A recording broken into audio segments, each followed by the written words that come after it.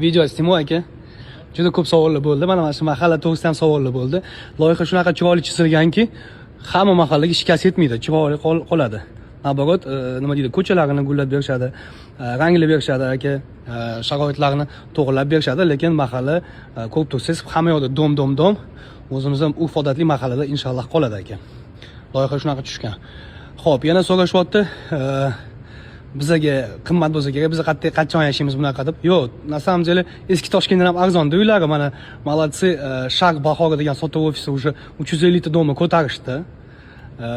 Narxlari 9 million 900 mingdan. Молодцы bolalar, bu eski Toshkentdan ham chiroyli narxlar. Bu yerda yana UT Construction qurib turibdi.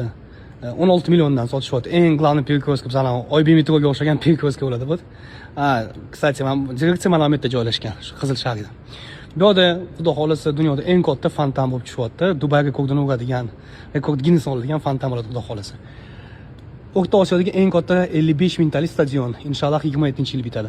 Shuning uchun o'rtoqlar yozayotganlar bu hali 50 yil quriladi, 100 yil quriladi. Yo'q, 3-4 yilda уже bu loyihalar hammasi tugaydi. Bu hali bu birinchi etap, rебят. 6000 gektar bu birinchi etap.